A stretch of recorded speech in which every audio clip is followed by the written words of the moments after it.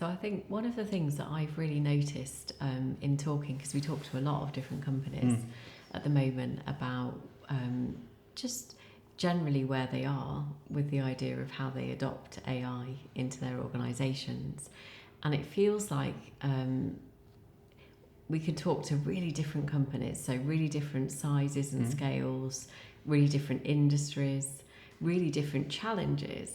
But where they all seem to meet in the middle is this sense of genuinely not really understanding how they move forward with AI. And it's almost like that kind of rabbit in the headlights feeling that everyone seems to have. And it strikes me that one of the issues is knowing just who to talk to, because it feels like you've got people that know about AI and people that know about business and business transformation. Yep. And very few people that know both. So it's sort of like how do you apply that knowledge to real use cases, real industry kind of practice, and how do you kind of merge those two things? Yeah, I mean, it's a massive problem, isn't it? Because you've ultimately got really experienced people in the AI world that don't predominantly, in the main, have relevant business expertise to allow you to understand where the best place is to apply AI. And I'm not just talking generative AI, broader than that, moving into more like agentic AI. But ultimately, I think that you're going to have to either find someone that has got 15, 20 years business experience in your sector, but also has been on a self-learning journey for 2 years on AI. If you can find that person, then you're going to be totally fine. But they're rare; they're really rare.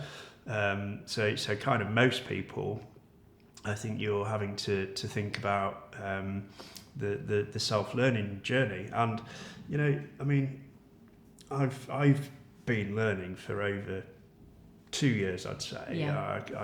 I saw it as a core part of where we're going direction as a company. But I reckon now, I think being as close to a lot of the tools that are at our disposal now, I think around about 50 hours is enough to get you into the top 5% through self-learning. So kind of like find the right tools, speak to some of your peers that are also working in the same, and just do, if you can find, an hour a day, then just over a month, you're kind of getting to a point where you are in that top 5%. And I don't see many other ways, with the exception of, you're a large FTSE business, 100, 250, that can afford to bring in, a big 4, big 6 consulting firm. That's your shortcut. But ultimately, I think it's a real challenge. And I think also the leap from generative AI to more agentic AI that's actually helping you to not just create text and images, but actually embedding AI into your process workflows, which is going to give massive productivity benefits to employees of companies. So yeah, that challenge is really real. I'm speaking to a lot of companies about that, and it's not an easy one to fix. And I just come back all the time to it's just about getting started. It's about simple steps to go, okay, I'm going to master a large language model. My recommendation, is do that, and you'll be ahead of the curve.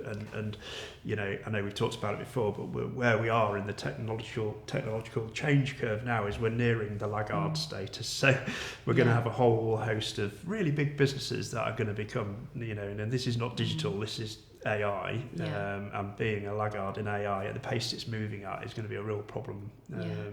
I've heard you talk a lot of times about how best industry and business can adopt AI practices, and you've talked a lot about how you believe it should start with HR.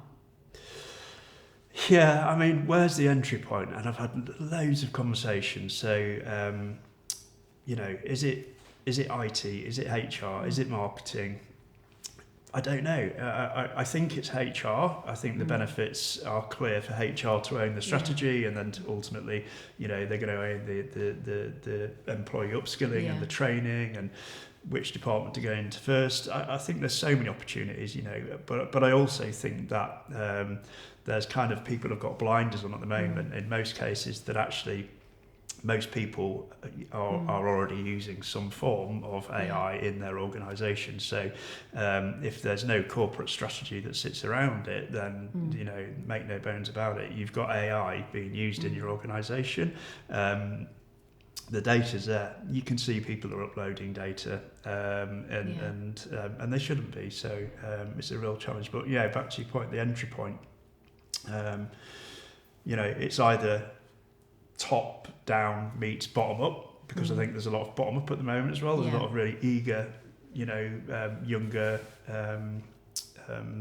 people in the workforce that are really keen to embrace this. And I've got instances, we've talked to some of our clients where, some more junior members of the team are sort of pushing upwards and saying, we need to do this. This is, but they're more au fait with using that kind of tool, as opposed to somebody that's a bit more, takes a bit more persuasion and a bit more coaching and a bit more thought leadership to get them into a point where they go, this is good, I can use this, this is okay. So, but the entry point, I think, HR, right now. Great.